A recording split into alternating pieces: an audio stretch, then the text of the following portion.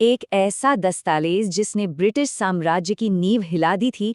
आज हम समझेंगे भगत सिंह के उसी घोषणा पत्र को, जिसका नाम दिया जा सकता है असेंबली में गड़गड़ाहट। तो बात है सेंट्रल असेंबली दिल्ली की। तारीख थी 8 अप्रैल 1929। ये वो दिन था जो इतिहास में दर्ज हो गया। एक ऐसा दिन जब सिर्फ एक धमाके की गूंज ने भारत की आज़ादी की पूरी लड़ाई का रुख ही बदल कर रख दिया। और उस गूंज के पीछे का जो पूरा विचार था ना, वो बस इस एक लाइन में छिपा है। बहरों को सुनाने के लिए एक जोरदार आवाज की जरूरत होती है। ये सिर्फ एक कोट नहीं था, ये तो एक पूरे आंदोलन का, एक पूरी विचारधारा का दर्शन था। तो आइए सबसे पहले उस घटना को ही समझते हैं, वो घटना जिसने उस वक्त के पूरे ब्रिटिश साम्राज्य को हिलाकर रख दिया था। जरा सोचिए, क्या माहौल रहा होगा। असेंबली की कार्यवाही चल रही है और तभी अचानक 2 बम फटते हैं। देखते ही देखते पूरा हॉल धुएं से भर जाता है और ऊपर गैलरी से कागज के पर्चे जैसे बारिश हो रही हो। और इन सब के बीच एक ही नारा गूंज रहा था, इनकलाब जिंदाबाद।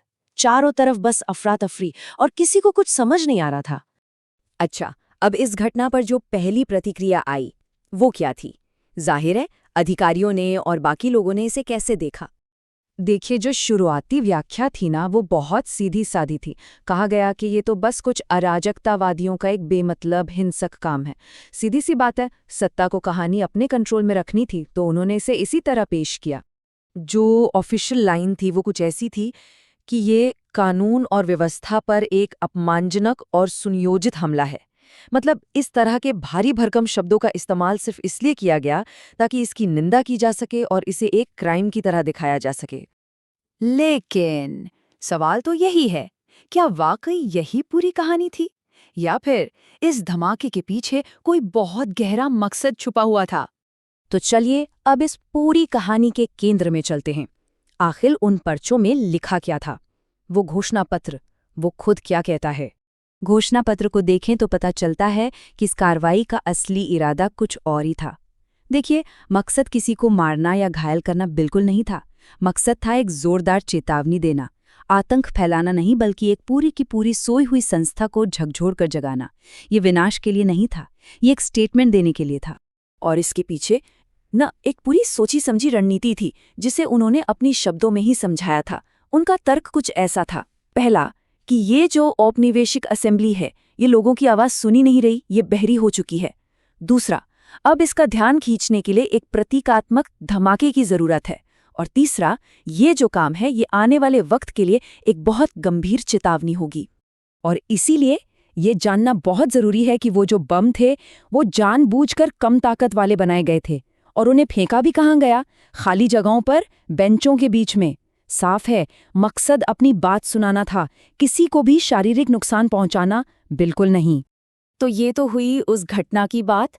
अब थोड़ा और गहराई में उतरते हैं, क्योंकि ये सिर्फ एक बम धमाका नहीं था, ये एक बहुत बड़ी, एक विशाल विचारधारा का बस एक छोटा सा हिस्सा था। नारा तो हम सबने सुना है, इनकलाब जिंदाबाद। लेकिन कभी सोचा है उनके लिए इस शब्द इनकलाब यानी क्रांति का असली मतलब क्या था? क्या इसका मतलब सिर्फ हिंसा और बम फेंकना था? नहीं, बिल्कुल नहीं। घोषणा पत्र साफ साफ बताता है कि क्रांति का मतलब है मौजूदा सामाजिक व्यवस्था को जड़ से उखाड़ फेंकना और उसकी जगह एक ऐसी नई व्यवस्था बनाना जो इंसान के हाथों इंसान की शोषण को हमेशा हमेशा के लिए खत्म कर दे। तो उनकी जो क्रांति की सोच थी ना, वो बहुत गहरी थी। ये सिर्फ राजनीतिक बदलाव की बात नहीं थी, ये एक मौलिक, एक बुनियादी सामाजिक परिवर्तन की मांग थी। और ये भी कि क्रांति का मतलब हमेशा हिंसा या बम का रास्ता नहीं होता। उनका लक्ष्य सिर्फ अंग्रेजी साम्राज्यवाद को हटाना नहीं था, बल्कि उसके साथ साथ पूंजीवाद को भी खत्म करना था। असल में ये पूरी मानवता की हर तरह के शोषण से मुक्ति की बात थी। तो सवाल ये उठता है कि आखिरकार इस पूरी विचारधारा का, इस ऐतिहासिक काम का अंतिम लक्ष्य क्या था और आज के समय में ये हमारे लिए क्यों मायने रखता है? घोषणा पत्र में जो अंतिम लक्ष्य बताया गया है वो एकदम साफ और बहुत शक्तिशाली है। वो है मनुष्य द्वारा मनुष्य के शोषण का अंत। सोचिए, ये सिर्फ एक देश को आजाद कराने की लड़ाई नहीं थी, ये तो एक ऐसी दुनिया का सपना था जिसमें कोई किसी का शोषण न करे। वो एक ऐसे नए समाज का सपना देख रहे थे जहां असली ताकत यानी संप्रभुता आम लोगों के हाथ में हो, जहां सर्वहारा वर्ग की तानाशाही हो। आसान शब्दों में कहें तो मजदूरों और किसानों का राज, ताकि जो शोषण का चक्र सदियों से चला आ रहा है वो हमेशा के लिए टूट जाए। एक ऐसी दुनिया जो हर तरह की इंसानी पीड़ा से आज़ाद हो, यानी एक बिल्कुल नई, एक मौलिक सामाजिक व्यवस्था। तो इस सब से एक बात तो साफ हो जाती है, असेंबली में बम फेंकना वो अंत नहीं था, वो तो बस एक चिंगारी थी।